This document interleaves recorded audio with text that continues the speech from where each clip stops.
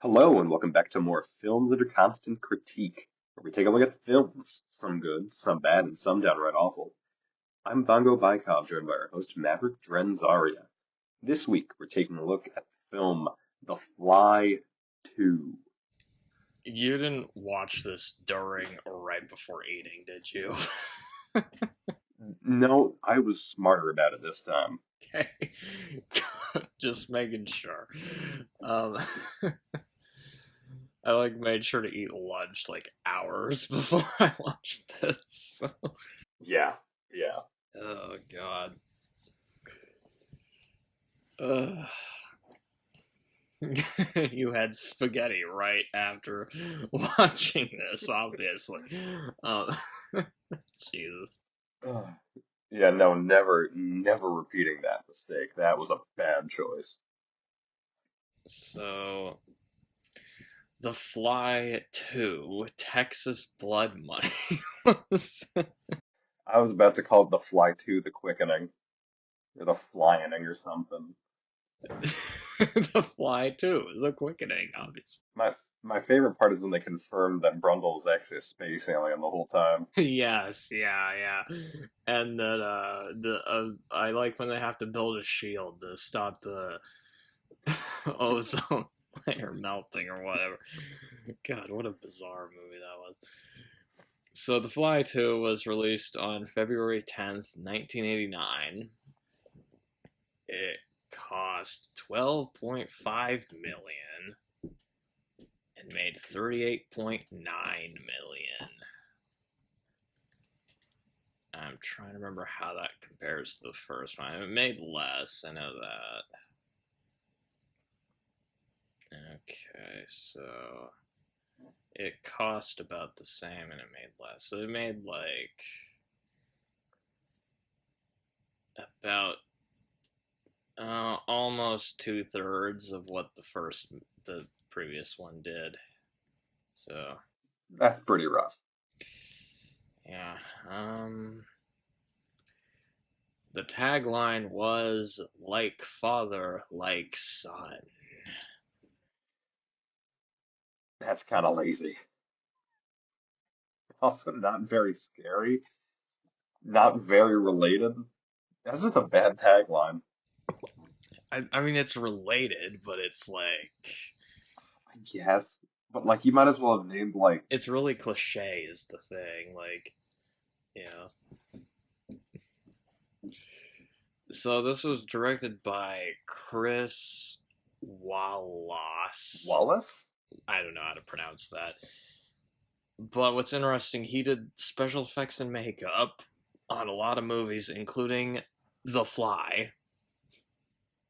Oh, So the guy that did the effects for the previous movie directed this movie. And he also did effects and makeup on Gremlins, Return of the Jedi, E.T., okay.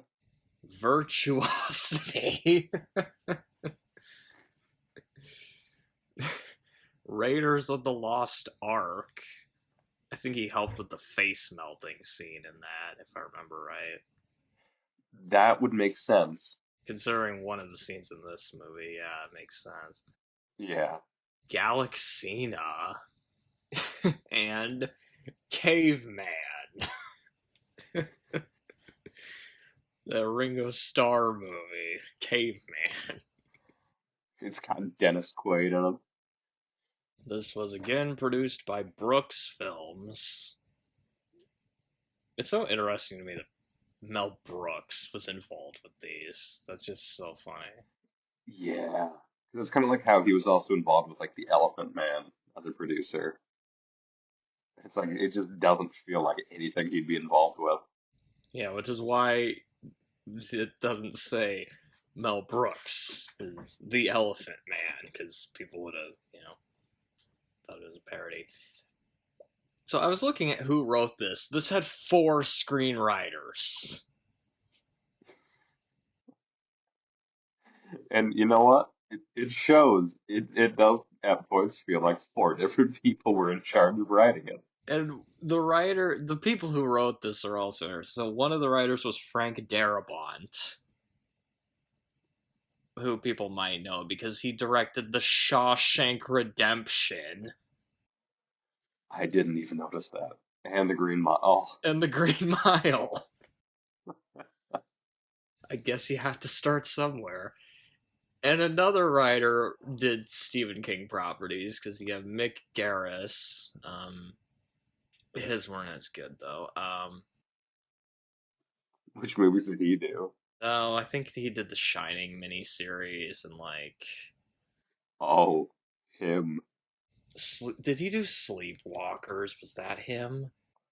Yes, he directed Sleepwalkers. Yes, he did that. And I think he also directed like Psycho 4 or something, if I remember right. And then there's the Wheat brothers who wrote Nightmare on Elm Street 4, Birds 2, Land's End, which was an Alan Smithy film, actually. The Stepford Husbands, whatever the hell that is.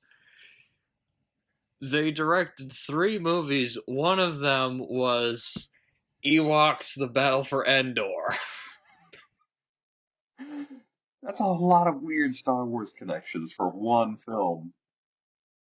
Which Ewoks: The Battle for Endor was like the second Ewok TV movie. Yeah, yeah. The other one was Caravan of Courage, I think. But yeah. The cast. We have Eric Stoltz, which his most famous role was one he didn't get, actually, because he was the Really? original Marty McFly. Like, they had him cast and they filmed some scenes with Oh, him, but then let him go because they didn't think he was huh. right for the part. And there are some scenes in this movie where he looks kind of like Michael J. Fox. So, A little bit, yeah. but I think he's also in. I think he's in Pulp Fiction. Yeah, he plays like the drug dealer. He's in Rob Roy, Jerry Maguire, Anaconda. Well, in Anaconda, he's like unconscious for most of the movies, so the poor guy Oh, good, good. can't catch a break. Oh, you might recognize Daphne Zuniga because she played Princess Vespa in Spaceballs. That's funny. So there's even more Mel Brooks connections there then. Huh. I honestly don't know what else she's in, but that's like the one thing I like. The one thing that like, yeah. Oh, we have one returning cast member. We have from the previous movie, John Getz. Yep. Who was on the thumbnail of our Why This Is No Right, Fly yes, video. the hilarious With thumbnail the we had. poorly edited grin in front of his face. That was a really funny thumbnail, yeah. Forgot about that. I honestly don't remember his character's name, but, from the first movie. We have Lee Richardson, and I was like, I was wondering, what do I know him from? Because the name sounded familiar. Apparently, he was the narrator for Network.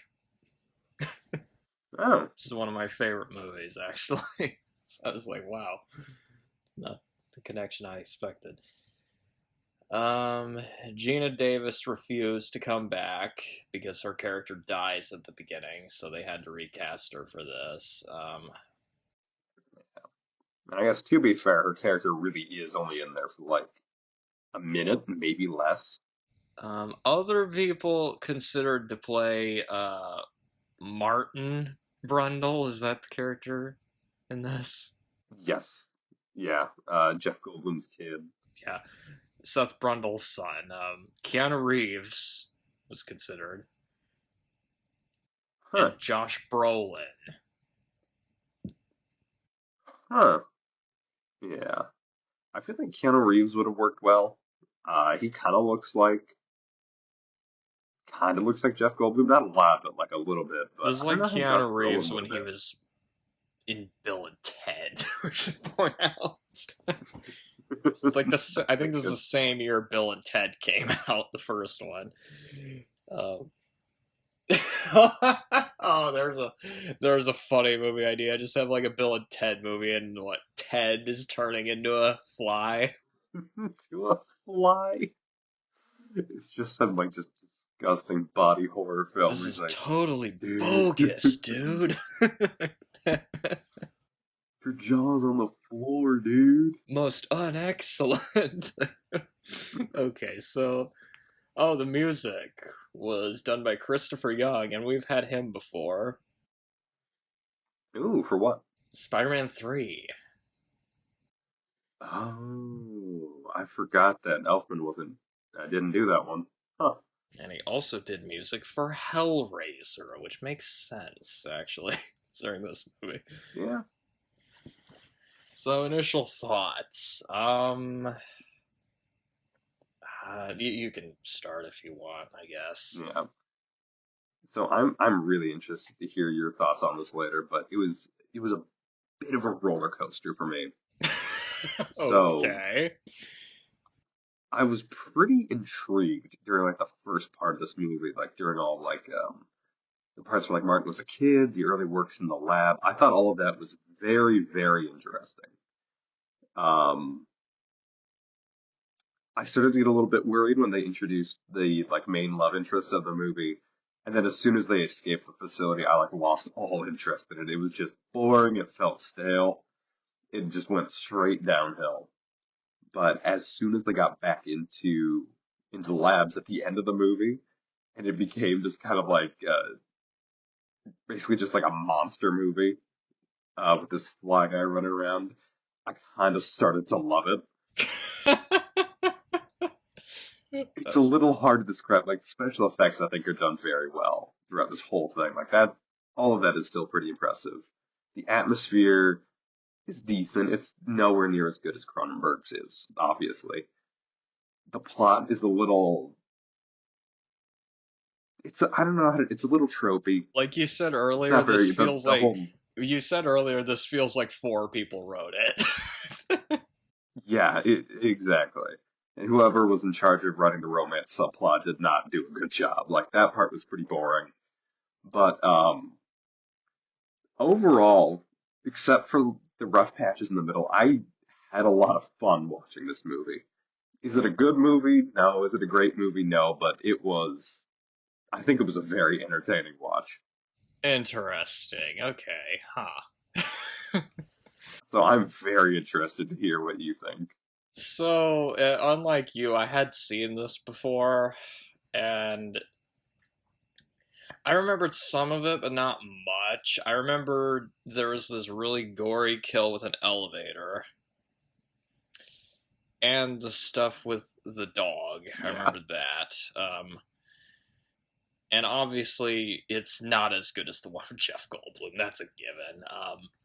Because I mean, the fact you don't have Jeff Goldblum in it, that's already taking away like what made that movie so good, you know. Yeah. But I Yeah. also remember it. I remembered watching it and going, "This isn't that bad for like a sequel that didn't need to be made." Especially considering like the reviews for it were just terrible. They were just absolutely Yeah. terrible No. from what I could tell. And maybe that was part of it for me is I was expecting it to just be horrendous, but I actually kind of liked it in the Yeah, end. like it's not that bad. I will say though, on this rewatch, honestly, I was not in the mood to be watching a movie like this. Yeah. I'm not gonna get into this. But basically, I was in a really bad mood the day I watched this, and needless to say, the stuff with Mm. the dog did not help at all. Yeah, no, that would only make things worse. But I'm not gonna let that affect my judgment of the movie. But basically, I think it's fine. The writing could have been better, but if you like gross horror movies, which you do, so you know, you might like some of this. Yeah. The acting and effects aren't bad, for what it is. I do think it takes a bit to get going, but once you get to like the halfway point, I think there's some decent stuff here. If you're expecting it to be as good as the first one, then hell no, it's definitely not. Yeah, yeah, like of course not. I think if you just accept it for what it is, it's not too bad. It's just it needed a bit of tightening in the script, is all. So, you know. Yeah, I was wondering like what direction are you gonna go on this one of all of them? Anyway. I kind of went every direction. Kind of, you know what? That's actually fair. That's kind of how I felt during some parts of this. Because I was like, because I do kind of agree with you that yeah, there are parts of it that are kind of boring, but then there's parts that are like, holy shit! It's like, whoa. Yeah, yeah, like you mentioned the elevator scene. I was kind of dying during that whole moment, Or but there's like a part where a guy gets up as well. We'll dive with that later. yeah, yeah. Leonard Maltin. Is it even a question what he gave this one? I mean, No, he gave this a bomb. There's no way he gave it. yes, he gave it a bomb. His review said, "A case of like father like son. Too bad director Wallace isn't like David Cronenberg." So is he implying that Wallace is David Cronenberg's son? Is that what we're getting from That's that? kind of what it sounds like. Alternately dull and messy, but mostly dull. Although, for comparison, he gave the one of Jeff Goldblum 2.5 out of 4. So, I mean, Yeah, he wasn't the biggest fan of the original either.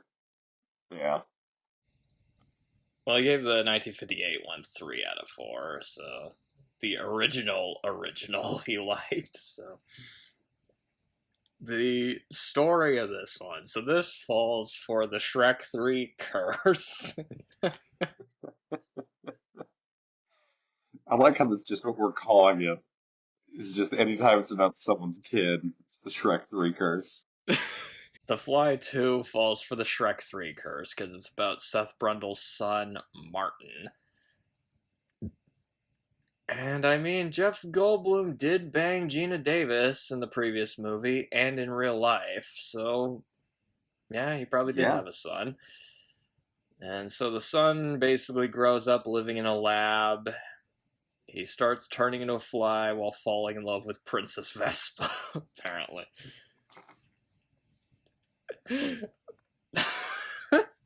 I just imagine Bill Pullman turning into a fly. Oh, God. who knows? Maybe that'll be in the Spaceballs sequel. Spaceballs 2, The Search for More Money. So, the pros. I think the effects are pretty good. Yeah, yeah. No, that's probably one of the best things about this is it's definitely not up to the same level of visuals as in the first movie, but it is all still fairly impressive. It might be even gorier than the first one. Like, the deaths are gorier. That's true. There are a lot of deaths in this. The last third of this is insane. Like, the last third of the movie The is last basically third of just this is a slasher.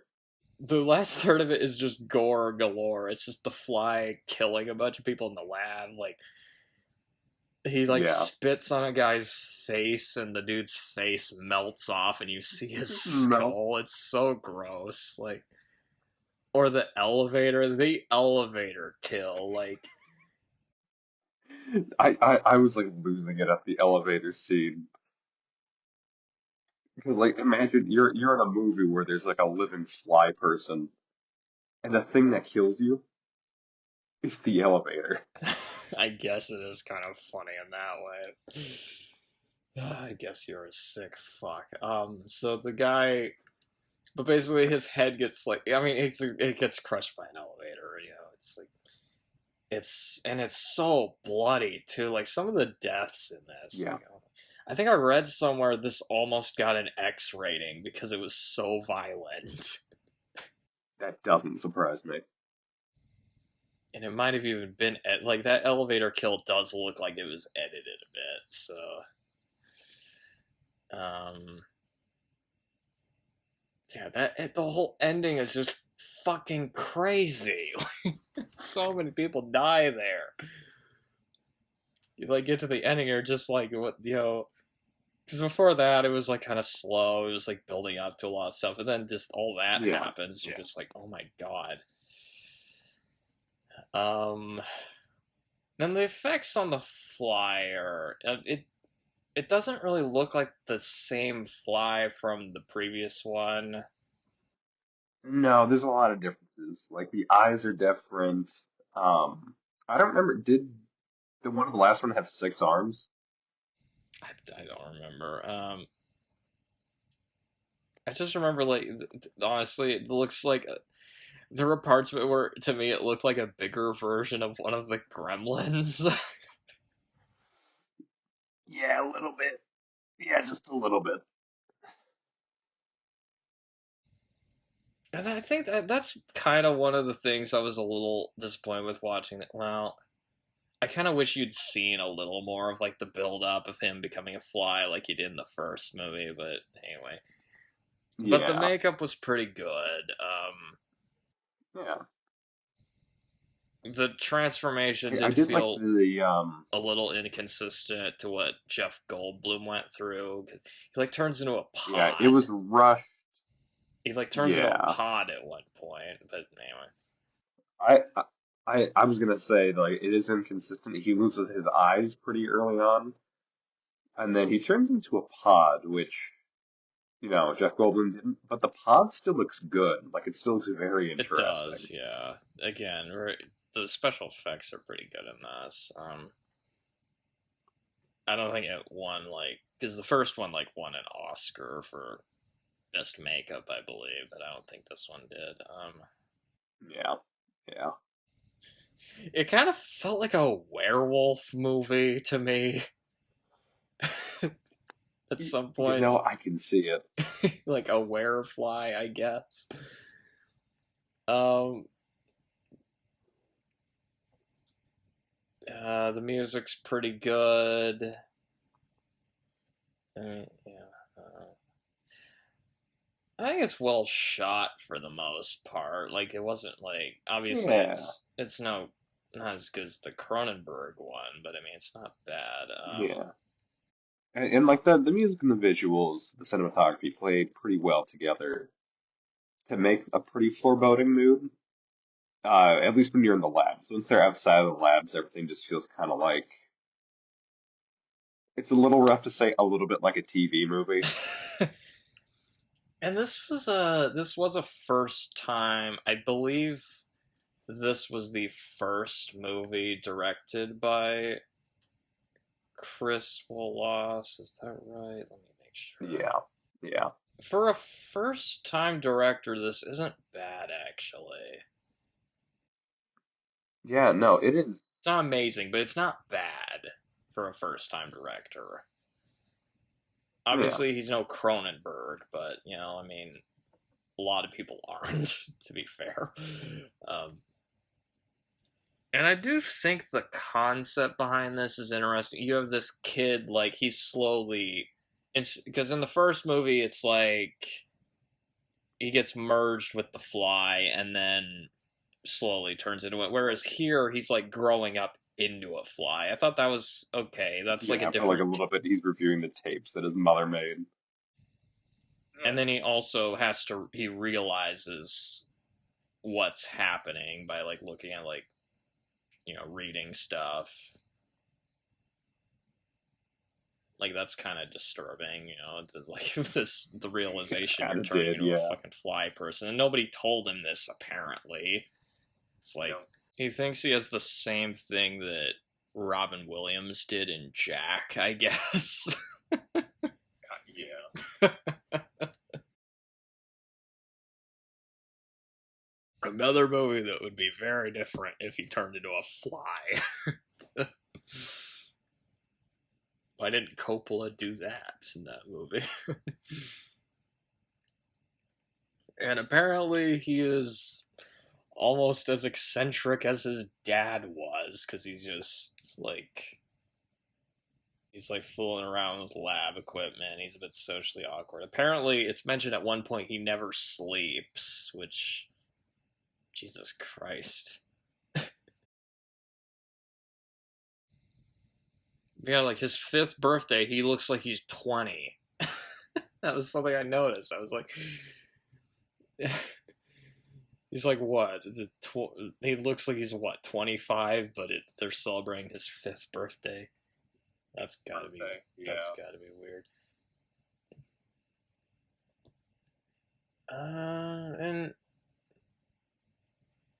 And he's not as good as Jeff Goldblum was in the previous one, but he's not bad. I mean, it did kind of make me wonder, like, why he wasn't in more starring roles. Watching him in this, I mean, obviously, yeah, he had tough shoes. He had tough shoes to fill coming after Jeff Goldblum, but I thought he did a good job in this. The part where he's destroys Tommy, the part where you thinking of that part in The Room when Tommy was just destroying a bunch of shit. Like, yeah, it was kind of some similar energy with that. Yeah. Why, Lisa? Why? Jesus Christ. Oh, we see him watching the first movie on a computer at one point. So we see Jeff Goldblum briefly, and we hear Gina Davis. Oh, there was one part where he was holding a cactus, and the way he was talking, it almost sounded like a Shatner impression. It kind of did, yeah. When he first met Princess Vespa, he was like doing a bunch of like just rapid pauses when he's talking. It was like reminded me of Shatner. And you said you found the romance boring. I was gonna say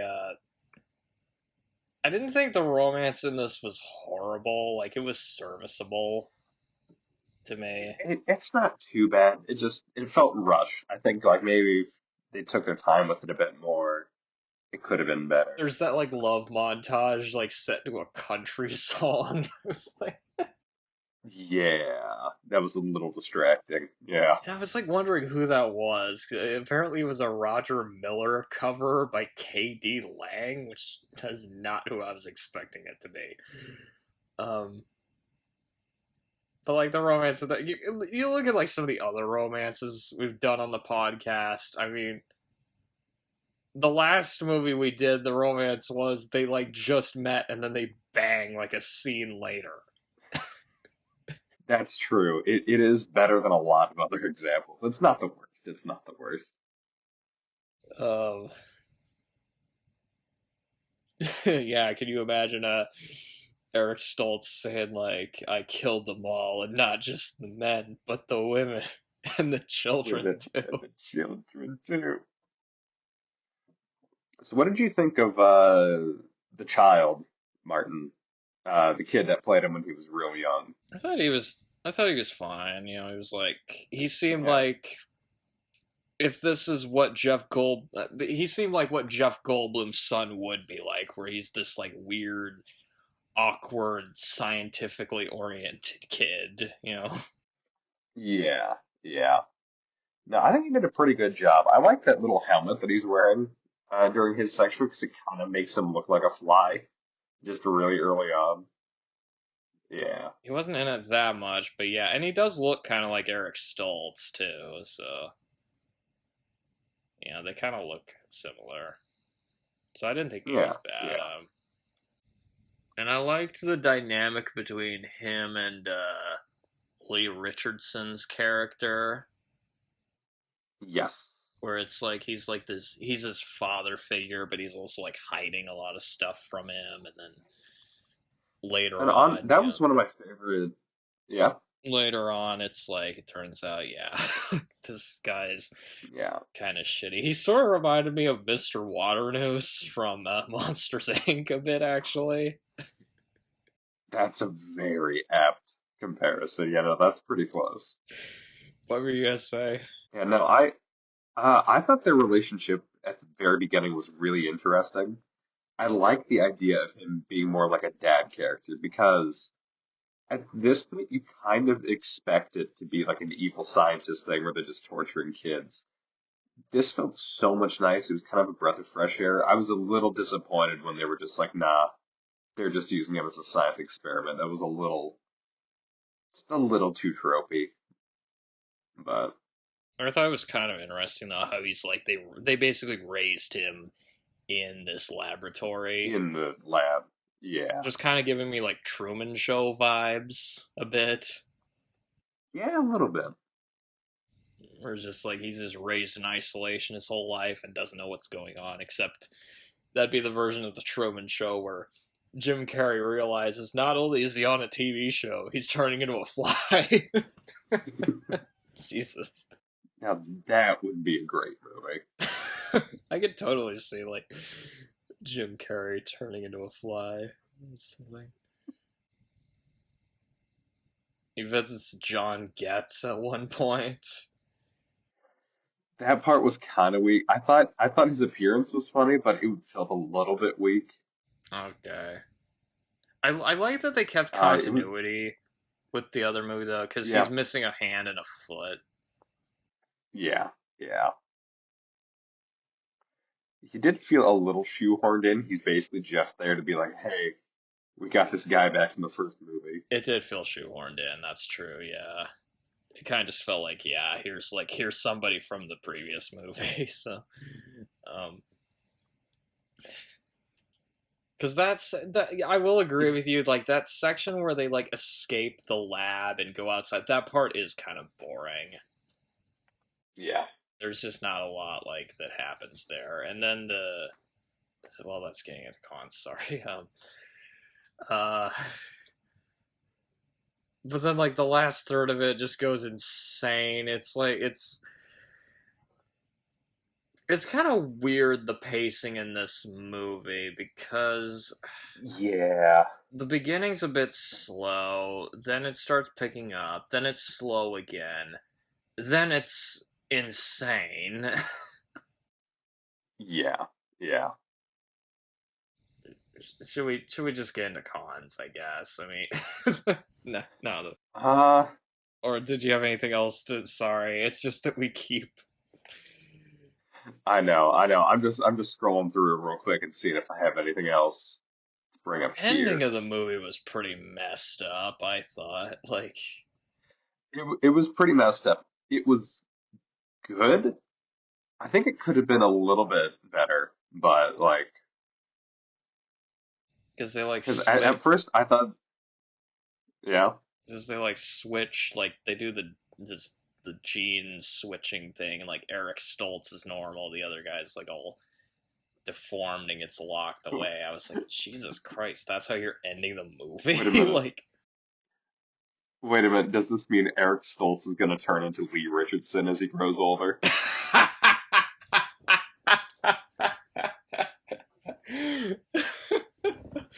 What's scarier, turning into a fly or turning into a... Lee Richardson. God. Oh Yeah. my god. Okay. Oh no, I'm aging rapidly again. He starts looking like Donovan from Last Crusade or something. Okay, sorry, what were you gonna say before? No, I was just gonna say with the end, at first, what I thought was happening was that they were both gonna come out messed up. I guess some like giant weird human larva thing. I was a little disappointed that it turned out Martin was just normal again, but it makes sense with the movie. So it's a bit of a happier ending. A bit, but it's still the last shot you see is the deformed guy in the. Hey. Yeah. Oh my god. Did you have any more pros, or should we get into? I think we can get into cons. Because there are problems with it. So, really, the worst crime I think this commits is just there's just sections of the movie that just aren't that interesting. Like you said, there's that. Yeah, middle section where they escape and just kind of nothing happens. Because the beginning of it's kind of slow, then he starts realizing he's a fly, and it becomes interesting. Then they escape the lab, and it becomes slow again. Then he comes back to the lab. He's turned into the fly man and kills a bunch of people. So it's like it does feel like there were too many cooks in the kitchen with this one. Yeah, for And sure. also it kind of just turned into like, as fun as parts of the ending of the movie were, it kind of did just turn into a generic monster movie at that point. Yeah, It was just kind of like, okay, he just, or a slasher, like you said, because it is just him killing people, and it's not really scary. It's just gross more than anything else. yeah. Although you apparently laughed at the elevator kill. I laughed at the elevator kill and at the face melting kill. Oh my god. Yeah, you're a sick fuck apparently. Um, the stuff with the dog, I just like. Good lord. Honestly, that stuff was so depressing. I almost wanted to shut the movie off because I was just not.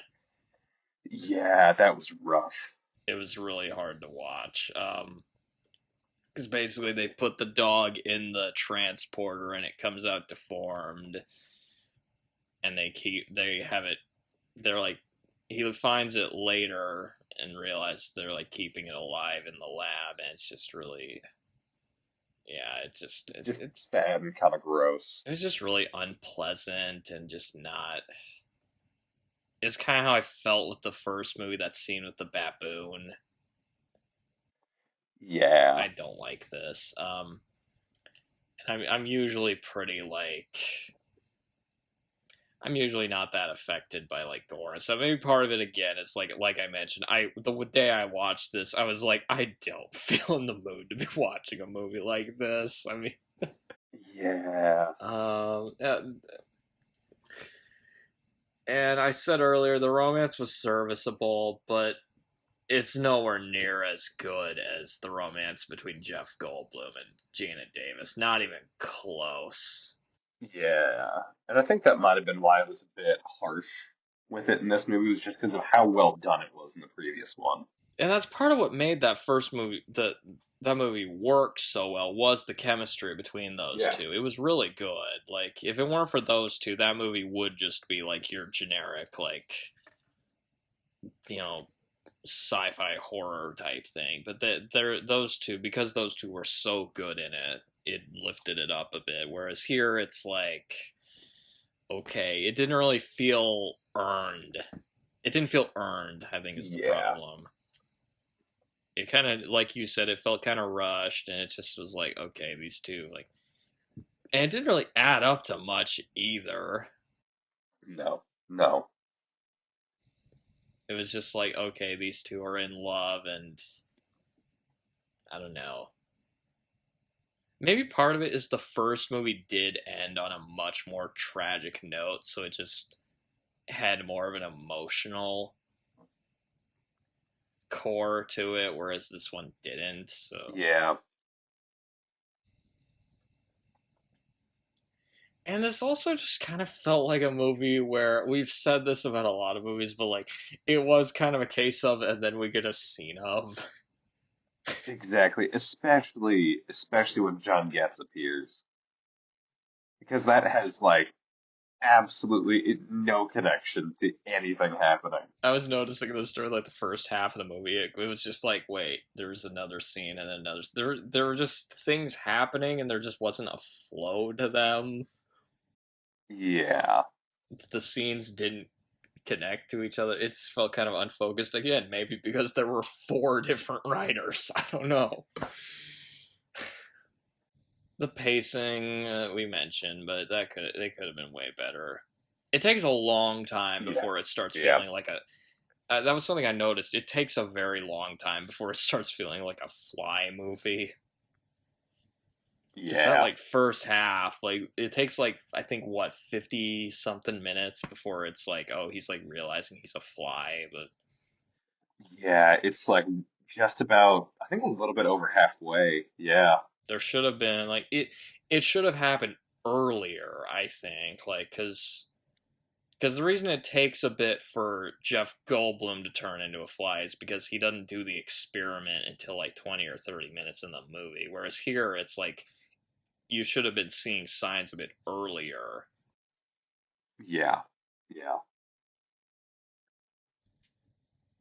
Like, I think it would have been way more interesting if, like, say he has a kid, he's like acting like a fly, you know? Yeah. Yeah. Instead of it all just being right at the end. So that was kind of a missed opportunity, I think, you know, to have like this weird kid who like acts like a fly or something, Yeah. yeah. I kind of ran out of notes. So, did you have anything else to add, or uh, Um, this is going to be a short podcast? I will say we talked a little bit about how basically the fly attributes come out at a weird pace Yeah, it in felt this kind of movie. rushed. Yeah, well, even then, like when he's trying to escape the lab, they don't kick in until he's already outdoor, pretty much. They don't take advantage of And it like, enough, I think is the problem. Like, because yeah, yeah, except when he kills a few people. 'Cause that's about it. In the Cronenberg one, you see him slowly turning into a fly and it starts affecting his life. Whereas here, it doesn't really affect his life much except turn him into a monster and kill a bunch of people. So it's like, but even then, only for like 5 minutes of them, and then he gets to go back to normal with no it consequences. basically is just like a big budget B movie. I mean, when you think about Yeah, it, so it's like, you know, there's also a lot of like background characters that are just kind of gross people, like that security guard. I don't really remember I don't really remember most of the supporting cast to be like. That's fair. They were just uninteresting. I just remember Eric Stoltz and Princess Vespa, Lee Richardson, and John Getz shows up for like a cameo, basically. Yeah, for like 5 minutes. I don't really remember anybody else in this movie, to be honest. And you said they were gross, like they were just morally bad, like Yeah, like there's the security guard uh who like tells him, "Oh, I really enjoyed that videotape with you and your girlfriend." It's just like that's just kind of disgusting. don't say that. He's a 5-year-old, technically, so don't say that to him. That's true. Wait, does that mean that they. Oh, God, that raises so many implications of this movie. You can't open that up, dude. That's so many legal questions. That's. Yeah, I hadn't thought of that until Uh, now, but yeah, see, there's a bit of an age gap between these two, isn't there? Did you have anything else to add, or like, should I think that's it. I think this is just a shorter episode. I did write one thing down, so I found I guess it doesn't technically have anything to do with this movie, but I found some of the original casting choices for Seth Brundle in the David Cronenberg movie. Okay. Mel Brooks wanted Pierce Brosnan, apparently. That's funny considering Lawnmower Man. Yeah, it's kind of a similar role to that. Cronenberg didn't want him though. John Malkovich, John Lithgow, Richard Dreyfuss, and Michael Keaton were also considered. I could see Michael Keaton turning into a fly. Michael Keaton would just be, he just acted like Beetlejuice, probably. Pretty much. In fact, actually, John Malkovich was the top choice, but he turned it down. He would have been entertaining too. I feel like they did. I feel like Jeff Goldblum was the right choice. Oh yeah, definitely the right choice. Although, yeah, as much as I would have loved to have seen John Malkovich or Michael Keaton in The Fly, I'm glad they went with Jeff Goldblum. Yeah, definitely the right choice. I think he was able to balance out kind of the goofier aspects, but like make it feel serious, provide that emotional core. Okay, so overall thoughts on The Fly 2, Texas Blood Money, or sorry, or was it The Fly 2, The Quickening? It's the Fly 2, Fly Harder. Fly 2, Fly Harder, there we go. So I would say it's definitely not as good as the previous one. Definitely not. The lack of Jeff Goldblum is part of that. That said, it is better than you would expect from a movie called The Fly 2. I mean, I've certainly seen worse sequels. Hell, we just did one on the last podcast. Because this one at least feels like something that might have happened in the same universe as its predecessor. Like, it didn't feel completely detached. it's not like, oh, they're all aliens apparently. Anyway, overall, I think it's okay. It's watchable. Coming from a first time director, it's not too bad. Will I watch it again? To quote Kevin Costner in Man of Steel, I don't know, maybe. Did you have any final thoughts on this one, or? Yeah, so like it's got a rough middle. The beginning has some interesting parts. The last third of this is just crazy, but it's not a great movie. It's fun. I enjoyed watching it for the most part. Definitely nowhere near as well put together as the first movie was, but to be fair, it is very hard to top that first movie. Yeah, it's hard to get past Uh, the fact that you don't have Jeff Goldblum, yeah, or David exactly, Cronenberg. You exactly. don't have. That was the Who thing. knows? Is like you didn't have Maybe, Cronenberg, you didn't have Jeff Goldblum, so obviously it wasn't gonna be yeah. as good. So And who knows? Maybe the new movie coming out here sometime soon will be good. But I don't even know what they're doing with I, that. Like, what the hell is it even supposed to be about? I don't know. They really only just announced that it was happening and nothing else. It's set in the same universe, Yeah. but they don't. Okay, who's this director? Nick Piatu Jusu. Who is this? He hasn't done a lot. He's directed one feature film, some horror movie Yeah, I've there we never go. heard of called Nanny. I don't know what that is. Got good reviews at Sundance, though. Huh. Anyway, stars a bunch of people I've never heard of. Okay, so. And who knows? Maybe at some point we'll do, like, because the 1958 Fly had a few sequels. Maybe we'll do one of those at some Yeah, point. maybe we'll come back to that at some point. At least one of them has Vincent Price in it, so, I think Return of the Fly has Vincent Price in it. Hmm. Yeah. Curse of the Fly, though, that's like one I haven't even seen, because that one's like bullshit, because it doesn't even have a fly in it. It's like, why? That, how could you make a fly movie without a fly? It's like about the matter transporter or something, so it's like, but still, why would you, what? Just call it something else then, you dumbass. Yeah.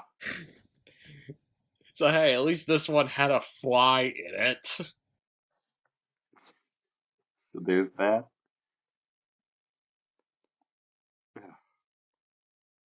Anything else to add, or are you? I think that's it. Yeah. So our next podcast is another sequel. It is Also about science gone wrong. yeah, it is Hollow Man 2, Texas Blood Money. It is Hollow Man 2, the squeakquel. Hollow Man 2, the squeakquel. Jesus Christ. And I'm expecting this to be a lot worse than this movie was, because I mean, why would it not be? I mean, the first Hollow Man movie wasn't even that great already, so it's like, why would this one be? Yeah. It was based on although what I'm interested in is, like, it's based on the first draft of the first Hollow Man movie, so I'm like, what was the first draft of this movie like? That should be interesting, yeah.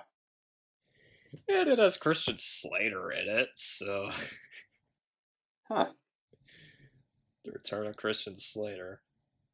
It's probably better than, you know what, honestly, it'll probably be better than Lawnmower Man 2, for all we know. That's fair. But I haven't seen this one, I haven't seen Lawnmower Man 2, so I'm going into these blind. I'm a bit scared. Awesome. Oh, we haven't done the outro yet. Did we do the outro yet? I forgot. No, we haven't. I was just about to. Andy Griffith. Do the outro. In the meantime, let's roll the Andy Griffith. Good night, you stupid idiot. Good night, you miserable slob.